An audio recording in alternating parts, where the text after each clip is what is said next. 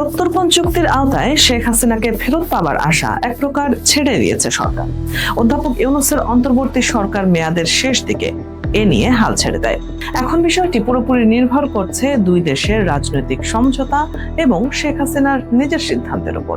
কূটনৈতিক পথে যে এর কোনো সহজ সমাধান এই মুহূর্তে সম্ভব নয় তা এখন স্পষ্ট। তবে শেখ হাসিনাকে দেশে ফেরানোর ক্ষেত্রে ভারত সরকারের সদিচ্ছা সবচেয়ে বেশি প্রয়োজন বলে মন্তব্য করেছেন পররাষ্ট্র প্রতিমন্ত্রী শামা ওবায়েদ।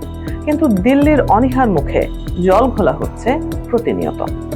ছাত্র জনতার ঐতিহাসিক গণ অভ্যুত্থানে 2024 সালের 5 আগস্ট সামরিক বিমানে চেপে দেশ ছাড়েন তৎকালীন প্রধানমন্ত্রী শেখ হাসিনা। আশ্রয় নেন প্রতিবেশী ভারতে। এরপর ঢাকার রাজনৈতিক আকাশে অনেক ঝড়ঝাপটা গেছে। অন্তর্বর্তী সরকারের পাট চুকে এখন চলছে বিএনপি সরকার। এর মধ্যেই হঠাৎ যেন এক নতুন চাল চাললেন শেখ হাসিনা।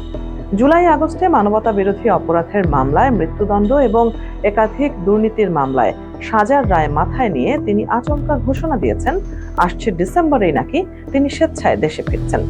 ব্যাস, এই এক ঘোষণাতেই দেশের রাজনীতি আর কূটনৈতিক পাড়ায় শুরু হয়ে গেছে তুমুল জল্পনা কল্পনা। আসলেই কি তিনি ফিরতে পারবেন, নাকি এটা স্রেফ কোনো রাজনৈতিক চাল? আইনের চোখে দেখলে আন্তর্জাতিক অপরাধ ট্রাইব্যুনালের চিফ প্রসিকিউটর মোহাম্মদ আমিনুল ইসলাম মনে করেন, ভারতে বসে শেখ হাসিনার পক্ষে একা একা টিকিট কেটে দেশে ফেরার কোনো সুযোগ নেই। যেহেতু তিনি দণ্ডপ্রাপ্ত আসামি, তাই তাকে ফিরতে হলে দুই দেশের বন্দি প্রত্যর্পণ চুক্তির পথ ধরেই আসতে হবে। আর দেশে পা রাখা মাত্রই তার সরাসরি ঠিকানা হবে কারাগার। কিন্তু পর্দার পেছনের আসল গল্পটা একেবারেই অন্যরকম। 2013 সালে বাংলাদেশ ও ভারতের মধ্যে যে প্রত্যর্পণ চুক্তি সই হয়েছিল, তার ভেতরেই লুকিয়ে আছে কিছু বড় ধরনের আইনি মারপ্যাচ। চুক্তির একটি বড় শর্ত হলো অপরাধটি দুই দেশেই শাস্তিযোগ্য হতে হবে।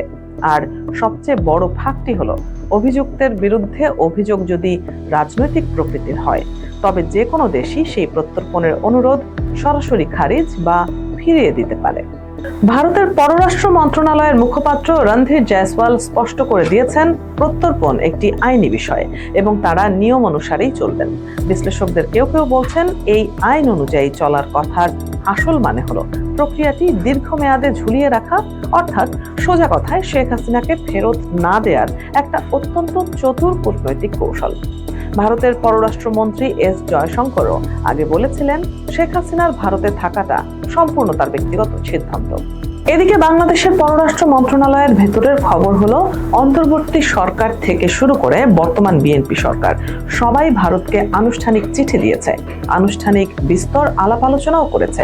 কিন্তু দিল্লির তরফ থেকে মিলেছে কেবলই রহস্যজনক নীরবতা আর প্রচ্ছন্ন অসহযোগিতা। ফলে ঢাকা এখন এক প্রকার নিশ্চিত, কেবল কূটনৈতিক চিঠিপত্র চালাচালি করে শেখ হাসিনাকে ফেরানো কোনোভাবেই সম্ভব নয়।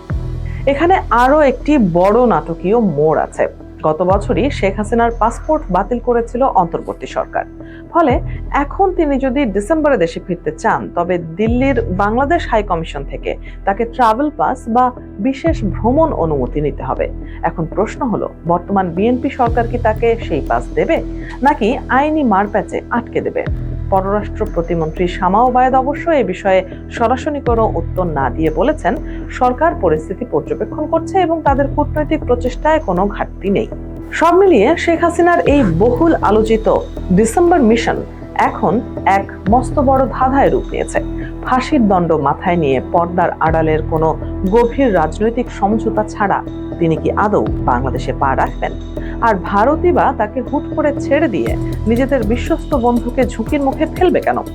আপাতত এই জটিল ও মনস্তাত্ত্বিক কূটনৈতিক খেলায় কার চাল শেষ পর্যন্ত সফল হয় তা দেখার জন্য ভবিষ্যতের দিকে অধীর আগ্রহে তাকিয়ে থাকা ছাড়া আর কোনো উপায় নেই।